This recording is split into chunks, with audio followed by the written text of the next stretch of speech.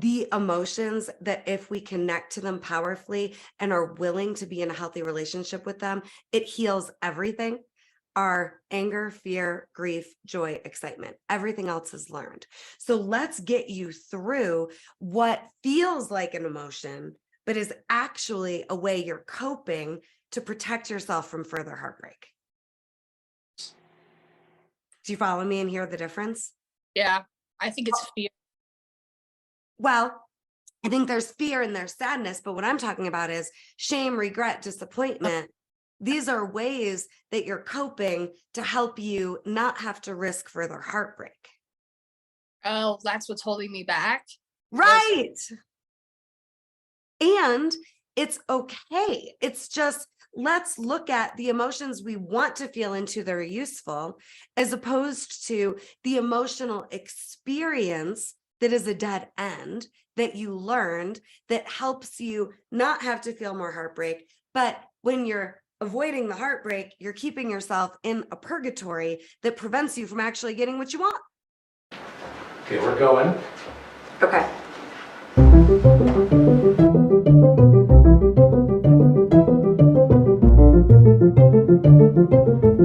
Three, two, one, we're going. Wondered, how the hell do I get my needs met in relationship? How do I have relationship and not lose myself? Today's episode of the Healing is Possible Experience is here for you. Listen to the entire episode. Today, we have a very brave guest, Danna, who's here to be coached through her blocks to receiving and knowing how to get her needs met and knowing how to ask for what she needs in relationship. The Healing is Possible Experience is here to take you on a journey of hope and healing. And I'm Rebeccah Silence, your host, emotional healing and relationship coach, here to break us through the blocks to life and love and to experiencing the best of ourselves and the best of life. I've been doing this a long time, using my journey to give other people hope and access to what's possible after healing through my own seemingly impossible traumas, including a domestic violence marriage, including cancer while pregnant and a 5% chance to make it. And here I am. And if healing is possible for me, it's possible for you too. And for all of us, I want you to have all of your dreams come true. Today, we're going to work with Danna to get her closer to her dreams coming true. And with that, Danna, welcome to the show. And thank you for your courage and for just being willing to be here today. Tell us why you're here. What had you choose to come on the show and take this leap? Well, I started a healing journey probably I don't know, a few years ago. So it's been on and off trying to get to the place I want to be, the person I want to be. I think recently I went through a breakup, and I realized a lot of things through that I needed to change or learn in order to have a better relationship and get what I need out of those relationships. I'm still really about it. So, well, that's beautiful. And let's just talk about emotions for a moment. And at this point, I want you to just imagine it's just you and me, and that you deserve to feel how you want to feel and have the actual standards of what you're looking for realized and the reality that is your day to day. And our emotions, I just want to kind of debunk a couple myths about emotions, because they're not threatening. And they're not wrong or bad, and they're not here in your face, literally, and up because anything's wrong with you. They're here because you're ready to move through what's been in the way. So the emotions are the guidance and the gateway to the freedom, to the breakthrough, to the new reality. And it's our blocks to being willing to move through those emotions that keep us stuck, that keep us suffering and in our own patterns. So thank you for modeling what it takes to actually be in the practice of emotional healing. Tell us, because you and I are just meeting literally 5 minutes before the show. I don't know, Danna. We haven't worked together yet. So, I'm not sure where this episode's going, where the show's going, where our work together today is going, but I know it's going to be good. And let's just have you share a little bit more specifically about what you want. I think it's really important to start there. So you've been through some trauma, a breakup here. It's heavy on your heart. It's new. We're in the transition of you getting out of a relationship, as well as the transition of being at the very beginning of a new calendar year. But what are you knowing that you want now that maybe you didn't have clarity around before this breakup? I think, I also went through a divorce 5 years ago. So I think I'm looking and I want like a partner that can ride those waves, and have stability and understand that, it's not going to be perfect, and that we're both going to bring problems and issues into the relationship, because everybody has baggage, and we're gonna have to heal. And so I want a stable relationship. I want to be happy. I want a family. I want a partner. I want to live my life and move forward with somebody that wants the same thing, Well, and you are so not alone. Our audience, I am certain, has so many people watching that are going, yes, Danny, yes, like I want this too. So when you talk about family, can you just tell me, and close your eyes if you want, but tell me what your ideal picture of family is? Because what I'm hearing is you want that long-term committed relationship. Is that accurate? Like, and tell me which word resonates more. Are you wanting stable or are you wanting committed? I guess committed, like Yeah. committed. I mean, I think using the word interchangeable, and I think my partner used to use stable. That was his thing. Like, we have to be stable before we move in together, stuff like that. And so it's committed, and a committed relationship. Yeah. And like marriage, like a family would just be like a unit, we live together, we function together, we build a life together, that sort of thing, is what I would like, somebody to go through life.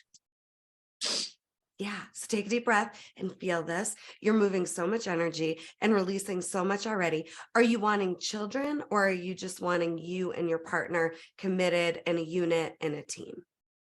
I'm open to more kids. I have a child now. And I'm, not old, but I'm not young. I'm 40. So the possibility is still there. And I would, I think I would like at least one more if possible. If not, I think I could be happy with just a partner and my son and I as a family unit. Okay. Can I lovingly challenge you a little bit? Sure. So close your eyes Mhm. and consider that if it's possible, it's accessible, whatever it might be. So you are especially desiring a family unit because you already are a built-in family unit. You have a child, and I want to hear more about your child in a moment, but I want you to invite yourself to break through committing only to what you think is realistic, and to let yourself begin the process of committing to what you, Danna, desire, regardless of whether it's not it's realistic. How does that feel? How does that land? Like, I guess I feel like I know it's possible to have another child, and I would if I, met a partner and we agreed upon that. I guess I don't know, that feels, I think there's a blockage in me that, because I had some miscarriages in the past, and Yeah. it just feels like I'm not sure if I can, move forward and really have a child. And so that is scary for me to really like swallow and be like, yeah, I'm gonna have another child, right? Because there's no for sure about that. Right. So yeah, let's feel that. What are the emotions that are up as you're sharing these very vulnerable truths? Just a lot of sadness, but a lot of regret. And I guess I don't know if it's shame or just the feeling that like I did something wrong. When, there's something wrong with me that I can't have kids, things like that. Those emotions, just feeling disappointed, in myself too sometimes. And I think going back to with not just the losing the pregnancies, but losing my marriage, and then losing this last relationship, it just, feels like a lot of failure for me. Just keep breathing and keep feeling that. And I want to share with you a new perspective around emotions. The only emotion you actually just listed was sadness, disappointment, shame, regret. These are all actually learned coping skills. Okay. We're not born knowing that shame is even a thing. We Yeah. are born innately having access to the human emotion of sadness. The only 5 emotions we're born with that are actually the emotions that if we connect to them powerfully and are willing to be in a healthy relationship with them, it heals everything. Are anger, fear, grief, joy, excitement. Everything else is learned. So let's get you through what feels like an emotion, but is actually a way you're coping to protect yourself from further heartbreak. Do you follow me and hear the difference? Yeah. I think it's fear. Well, I think there's fear and there's sadness, but what I'm talking about is shame, regret, disappointment. These are ways that you're coping to help you not have to risk further heartbreak. Oh, that's what's holding me back. Right. And it's okay. It's just, let's look at the emotions we want to feel into that are useful, as opposed to the emotional experience that is a dead end that you learned that helps you not have to feel more heartbreak. But when you're avoiding the heartbreak, you're keeping yourself in a purgatory that prevents you from actually getting what you want. Yeah. Yeah. Is all that landing? Yeah, that makes sense. Okay. So the other piece of this, so let's get into what you've learned and how you're coping and how we can experience loss differently and how we can actually use loss to your advantage in the pursuit of actually getting what you want and getting your needs met. Do you follow me there? Yeah.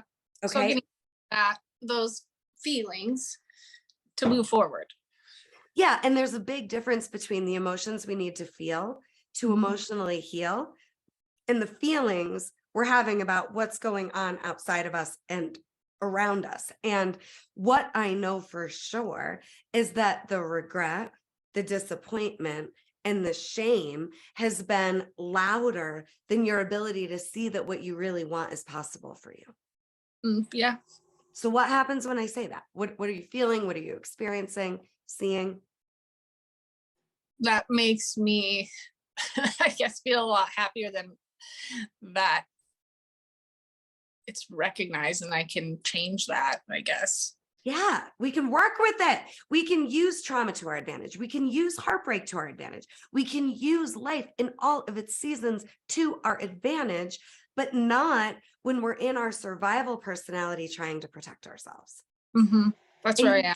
Right. And you can't have both. You can't have a commitment to what you want and desire and be in self-protection at the same time. It's one or the other. So it seems as though the self-protection has been more and louder and in your forefront instead of the commitment to what you really want being what's driving every area of your life. Yeah. And if you won't commit to what you really want until there's some type of a guarantee that you won't get hurt, we're not going to commit to what we want. Yeah. How are you hearing that? How are you feeling this?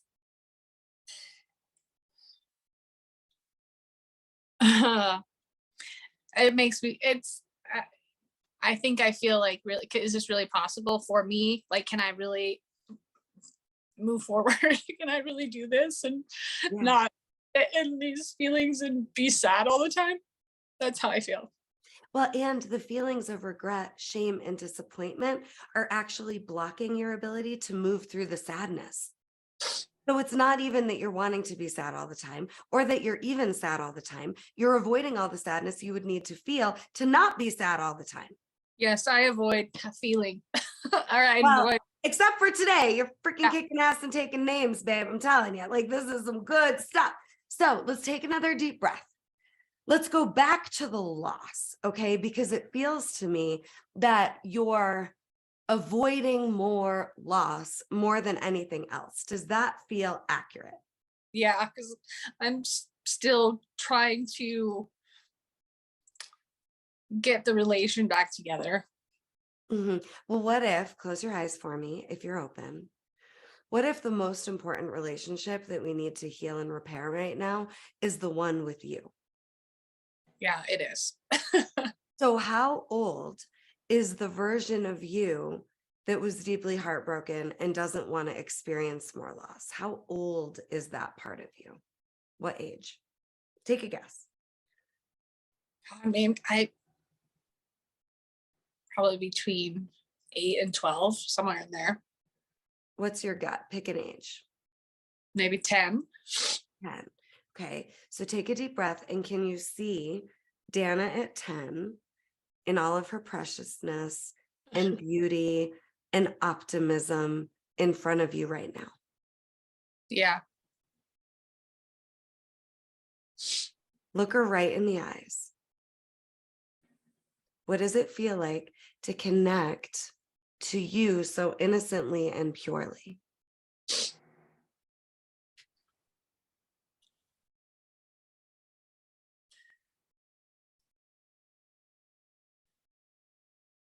I don't know, it kind of feels joyful, I guess, to see Yeah. myself. Take that in, breathe in, and allow yourself to see and receive the experience of embracing you at an age where you still knew and trusted what you wanted. Yeah. Now, why does 10-year-old Danna question her deservingness to get what she wants? What's going on with her? Um,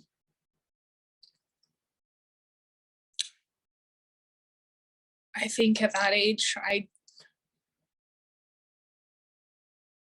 probably goes back to my parents, like just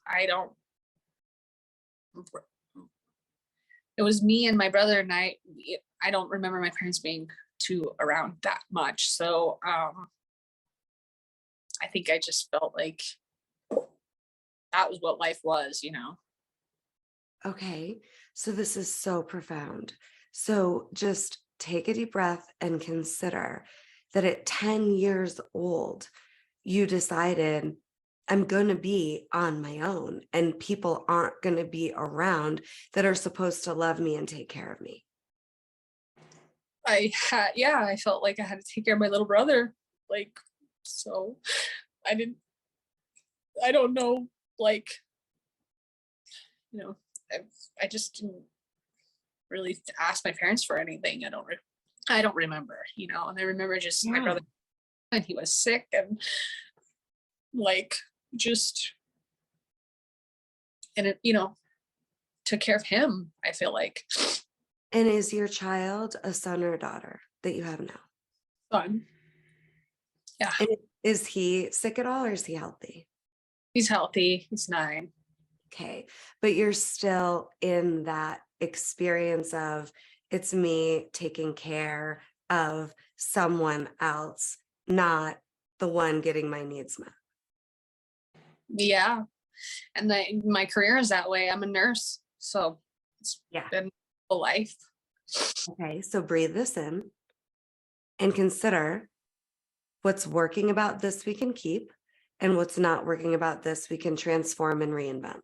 This pattern that has continued, some of it is valuable. For example, are you enjoying your career as a nurse? Is this the right career for you?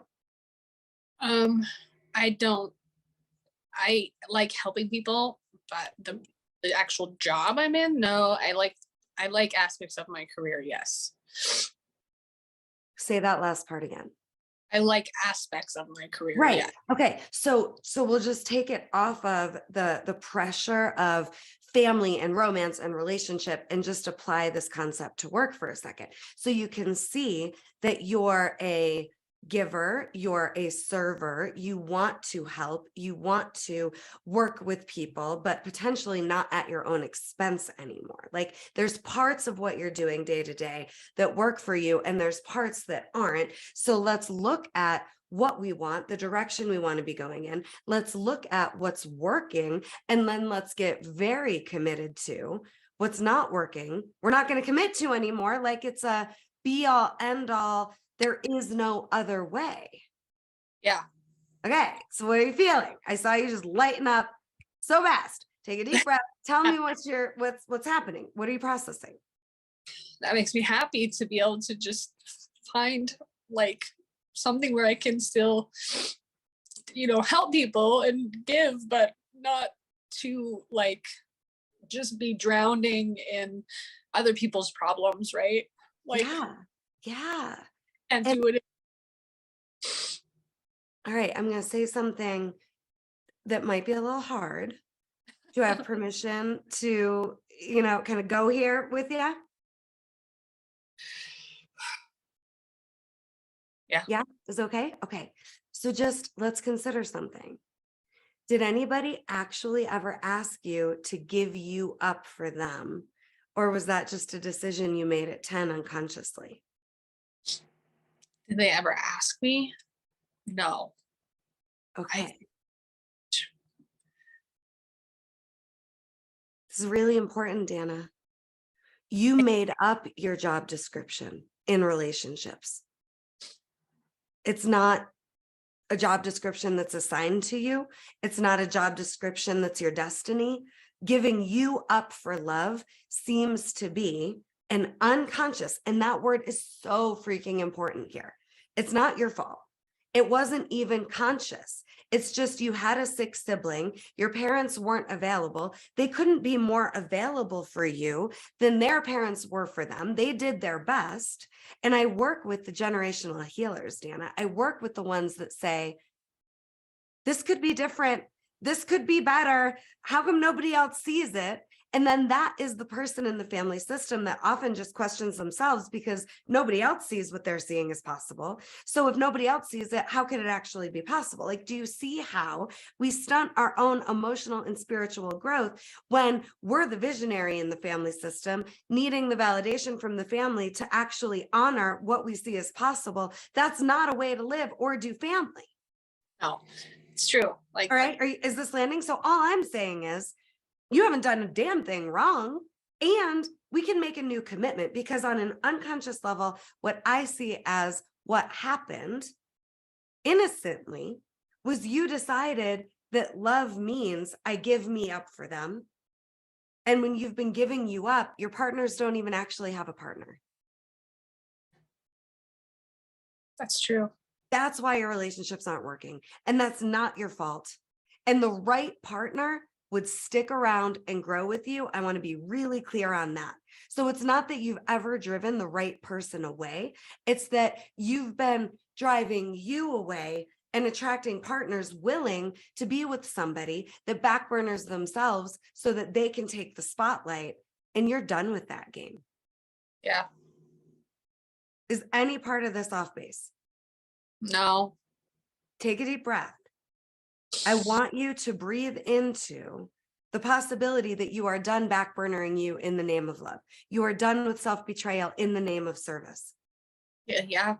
It's your time. And can you see that without meaning to be, you were committed to more of the same? You were committed to reinforcing, this is what happens to me in relationship and family. I give. They take. Then I lose. Mm-hmm.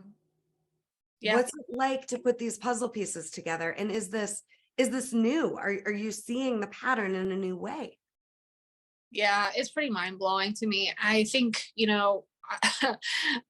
my marriage, I 100% did that. I let him do whatever, without me saying it's not working, and then with my last relationship, I spoke up more, but I wasn't able to, I wasn't a partner. It's true.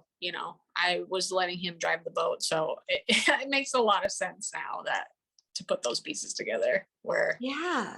And, let's get off of any assumption or expectation that doesn't align with your truth about what family and relationships should look like. So what I mean by that is we learn what we think it should be. And then if it doesn't look how we think it should look, we think something's wrong with us.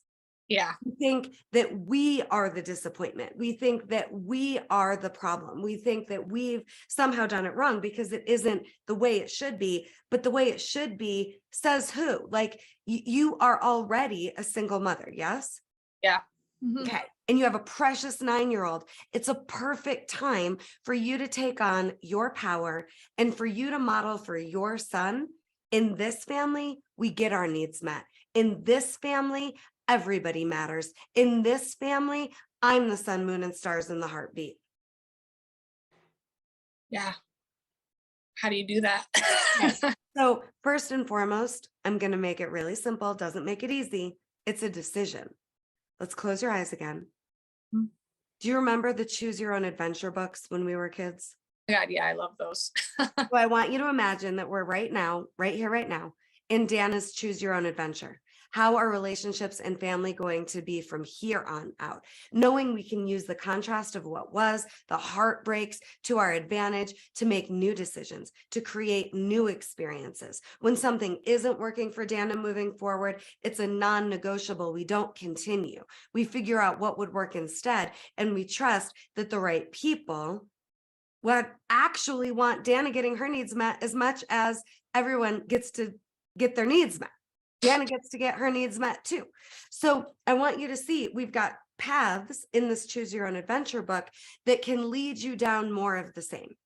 Scale of 1 to 10, 10 being the most, 1 being the least. How interested are you in doing what you've always done, experiencing relationship and family the way you've been? Oh gosh, 1. I don't. Okay, so we're done with that. Now, I want you to see that there's a path in front of you. There's an adventure awaiting. And what would it be like for everybody watching to make relationship an experience that's an adventure versus it's an experience that is grueling, that is torture, that is gut-wrenching and heartbreaking? Relationship can become an adventure because we decide that from here on out, and it's an adventure worth taking. And I want you to see that it can be whatever you want it to be, and that you can be the you that's willing to take the risk, that moves beyond managing and mitigating heartbreak after heartbreak and loss after loss, and decides, Danna, that from this point forward, not only is relationship an adventure and an adventure worth having, but it's your right to have exactly what you want. And it is worth it to take the risk that you might get heartbroken again so that you can finally experience what you've always imagined and known that you could. Yeah, I want that. Scale of 1 to 10, how much? 10, yeah. Okay. So open your eyes and look at me. Danna, relationship. It starts with your relationship with you. And when you have been willing to abandon yourself, betray yourself, and lose yourself in the name of love, we know how that chapter ends. We know where that path leads you. And it wasn't that you did anything wrong. Which one of your parents was the one that kind of gave themselves up in the name of love that you watched do this? Oh gosh, probably both of them in their own way. My mom. Which one do you resonate with more on this? Probably. Okay, so not only did at 10, you decide you needed to take care of your brother because your parents weren't doing the job the way you thought they should, and you decided you needed to be backburnered for him to get his needs met, but you also were modeling someone else's methodology, paradigm, survival tactics. It's not even you. It's not even your desire to give you up. It's just what you learned. And it's just what on an unconscious level became the expectation that is what you regret. You regret loving and experiencing family and relationship in somebody else's way. Yeah. So let's just change it and have a lot of compassion for yourself here. You've done nothing wrong. And what doesn't work, doesn't work. You know, my coach likes to say, if the math ain't mathin', the math ain't mathin'. So the math ain't mathin' when you're giving you up in the name of love for any reason. So here's where we go next. Okay. I'm going to give everybody watching 3 ways to take your relationship with you on in such a way that it changes everything about every relationship you're ever going to have for the rest of your life. Okay. So here's where we go from here. We recognize that it's about commitment, commitment, commitment, commitment. And when we're committed to survival, when we're committed to protection, we only get more pain every single time. So a new commitment is to self-love and self-respect. That's step 1. I am committed to self-love and self-respect. I am committed to self-love and self-respect. This is your new mantra on repeat. If you need to voice text yourself and save it so you can hear your own voice, I commit to self-love and self-respect, self-love, self-respect, self-love, self-respect. This is Danna's year of self-love and self-respect. And everybody watching, this is your year of self-love and self-respect. And that never hurt anyone. And that never caused collateral damage. Let me just say that again, because it is freaking huge for all of us. And I'm receiving this from me too.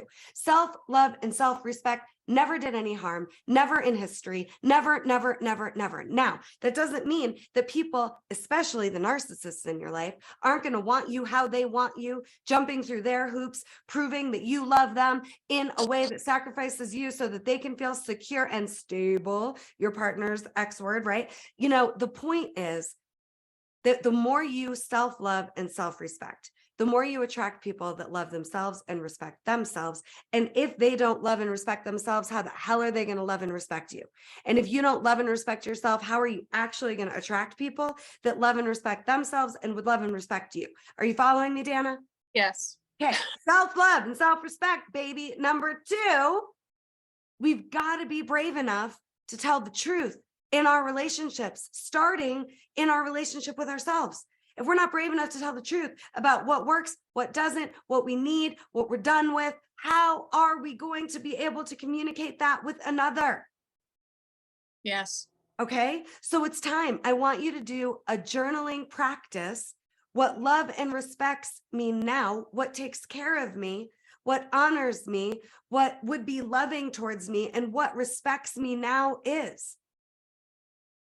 So you're going to write it down. You're going to tell the truth about who you are now, what you need now, and what you're unwilling not to have now. And then you got to commit to it. So this is the 3rd step that, again, it's not easy, but man, is it freaking simple, you know? And there's no way I'd be alive. There's no way I would have come out the other side of cancer without a commitment to me and to loving me and to making my life matter above all else. And the more I honor and respect and love me, and the more I see how beautiful my life can be, the more I take care of, love, and honor me, just the better and better it gets. And it doesn't make it easy when people that we love, we recognize are no longer healthy or no longer meant for our path right now. Your path isn't meant to have every person you've ever met stay with you. Your path is meant to have you stay with you in all of your humanity, in all of your seasons, while you see what's aligned now. So commit to what's aligned. Let the rest go. Giving people a chance to grow with you and go with you. I always say, don't just, throw the baby out with the bathwater. Don't just kick people out of your life without saying, hey, here's what's working for me about our relationship. Here's what I would like to be different. Are you willing to grow with me? Give them a chance to grow with you. And if they're just a hard no, this is how it should be. This is what's wrong with you. How dare you? Then we know this isn't aligned. If they're like, wow, this is challenging. I'm not loving this conversation. It's uncomfortable, but I'm willing. Awesome. Because what's going to happen, Danna, is they're either going to easily work with you, they're going to get mad, get over it, and work with you, or they're going to fall away. And if they're going to fall away, let's let them, because it makes room for the next level. And you deserve better than attracting people that want to take up all of the light and space and oxygen in the room. You deserve to be the one, every room you walk into, that the spotlight's on.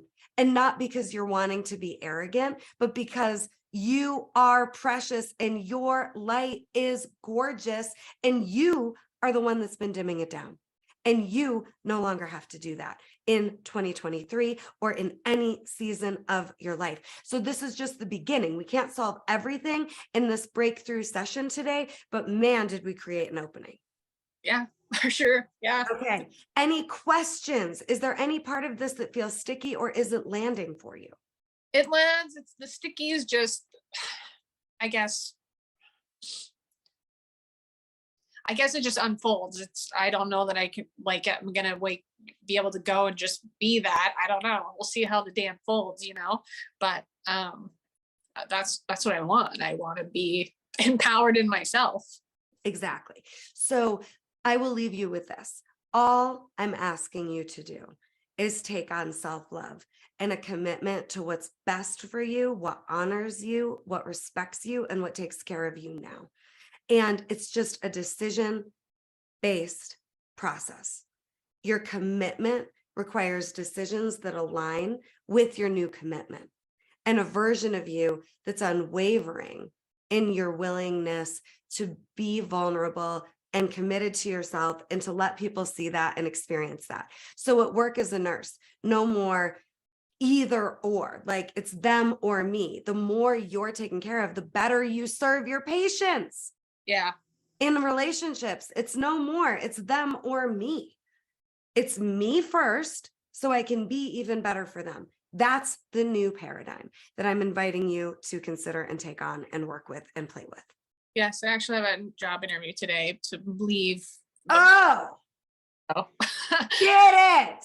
Go Yeah. get it. And from this energy, create an environment that works for you. And you can do that in any relationship, in any situation. And it's always about prioritizing you with you first. So that's going to be what's new. I adore you. I am honored to have had this time and space with you. Did you get what you needed today? Yeah, I think that helped me tremendously. Thank you. You are so welcome. What's your biggest takeaway? Just that it's okay to focus on myself and to take care of myself first. Yeah. And to really have those conversations, even though it feels selfish, to get what I need.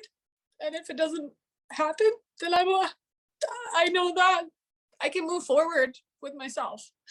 And with commitment, there's nothing that can't happen.